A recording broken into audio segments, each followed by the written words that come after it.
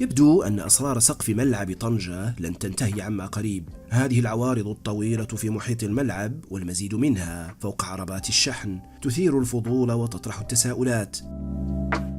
لماذا وكيف؟ سنجيب في هذا الفيديو، لكن بعد هذا الطلب البسيط: تأكد أنك مشترك، وإذا كنت جديدا فالزر الأحمر. أيها الكريم ابن الكرام، 60,000 ما زالت في الانتظار، وهيا.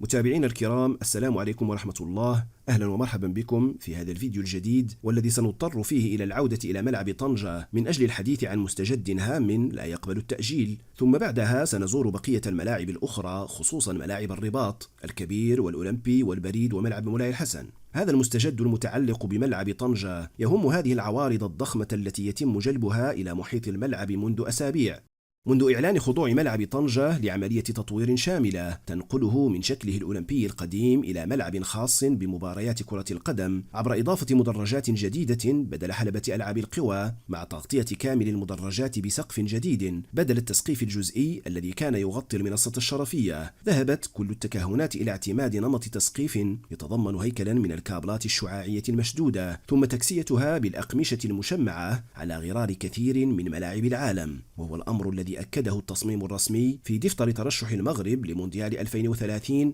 بمعية إسبانيا والبرتغال. وإلى حدود الأيام الماضية كانت الأمور تسير وفق هذا الاعتقاد، خصوصا بعد أن قطعت عملية تجهيز متطلبات السقف شوطا كبيرا لم يتبق منها سوى رفع الهيكل الشعاعي خلال الأيام المقبلة. لكن وحسب عمليات الاستقراء لما يتم داخل الملعب، خصوصا لوحات التوزيع والتوجيه، هذه يلاحظ وجود وصلات وصفائح ربط متعددة يصل عددها إلى 4 وصلات. الأولى مخصصة لربط مرساة الشد الرئيسية الخاصة بالحبل الفولاذي الشعاعي الذي سيربط حلقة الشد الداخلية هذه بحلقة الضغط الخارجية في صفيحة الربط السفلية. فماذا عن بقية الوصلات الثلاث في لوحة التوزيع هذه؟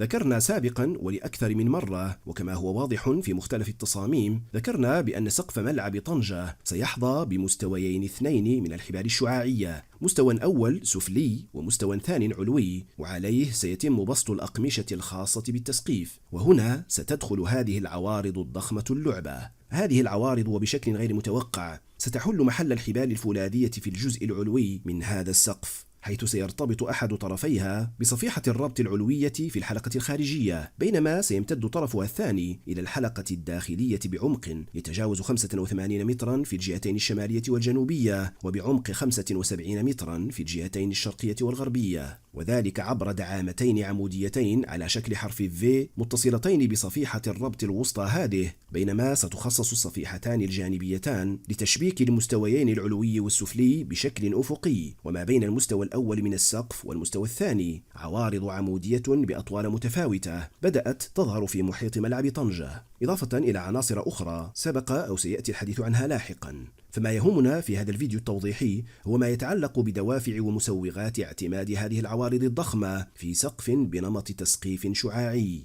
من الدوافع المرجحة لهذا الاختيار تلك المتطلبات الهيكلية المتمثلة في التوزيع غير المتساوي للأحمال، إذ أن الجزء العلوي من سقف الملعب عادة ما يتعرض لأحمال مختلفة، أهمها في ملعب طنجة قوة الرياح والأحمال الديناميكية الناتجة عن الحركة الهوائية، إذ أن العوارض الفولاذية الضخمة توفر صلابة هيكلية أعلى مقارنة بالكابلات، مما يساعد على توزيع هذه الأحمال بشكل متساو ولمنع التشوهات والاهتزازات غير المرغوب فيها. فالكابلات الفولاذية رغم قوتها قد تكون عرضة للاهتزازات الناتجة عن الرياح الأطلسية القوية، بينما العوارض وبفضل كتلتها وصلابتها تقلل من هذه الاهتزازات وتضمن استقرارا أكبر للسقف. من المسوغات الأخرى لاعتماد هذه العوارض دعم الأحمال العمودية الناتجة عن تثبيت العناصر الوظيفية المختلفة، إذ أن الجزء العلوي من السقف قد يحتاج إلى دعم عناصر ذات أوزان كبيرة مثل أنظمة الإنارة، معدات الصوت، الممر الخدمي، شاشات العرض العملاقة وغيرها. فالعوارض الفولاذية توفر نقاط تثبيت قوية ومستقرة لهذه العناصر مقارنة بالكابلات.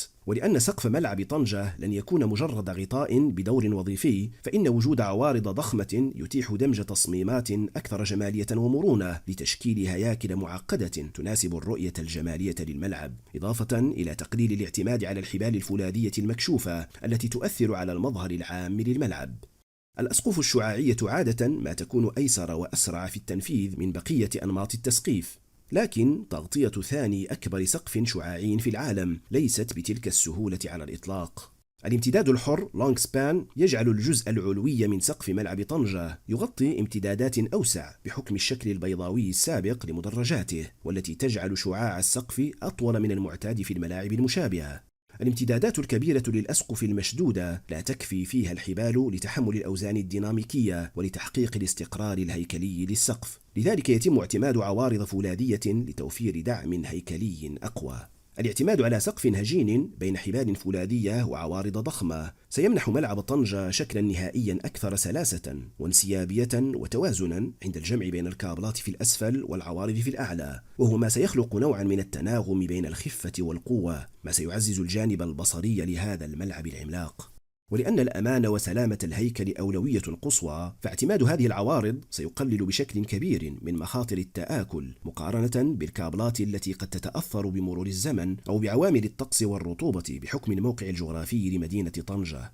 من أشهر النماذج التي اعتمد فيها نمط تسقيف هجين يمتزج فيه الهيكل الشعاعي بالحبال الفولاذية والعوارض السميكة كجزء علوي للسقف هو ملعب سان ماميس معقل أتلتيكو بلباو الباسكي بإسبانيا. هذا الملعب ذو السقف المدعوم بإطار من العوارض الفولاذية المسبقة التجميع والموزعة بشكل شبكي لتغطية المدرجات الرئيسية، بينما تم تمديد عمق السقف ليشمل جميع المدرجات اعتمادا على قوة ومتانة الهياكل المعدنية على السقف، والتي صممت بزوايا ميل طفيفة لتسهيل عملية تصريف مياه الأمطار، وهي ملاحظة سبق التفصيل فيها قبل مدة حين فصلنا في الطبيعة المائلة والشكل المتموج لسقف ملعب طنجة.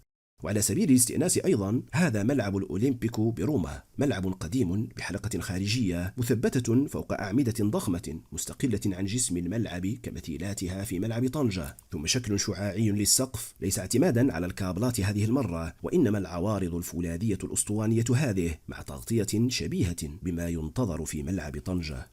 أرجو أن يكون محتوى هذا الفيديو مفيدا لفهم ما يجري. ننتظر رفع شبكة الحبال الفولاذية التي طال انتظارها من أجل الوقوف على حقيقة كل هذه التوقعات، كما ننتظر دعمكم وتشجيعاتكم عبر الاشتراك في القناة لغير المشتركين والإعجاب بالفيديو والتفاعل مع موضوع هذه الحلقة في التعليقات. أشكركم على الدعم والتشجيع. تحياتي لكم جميعا، والسلام عليكم ورحمة الله.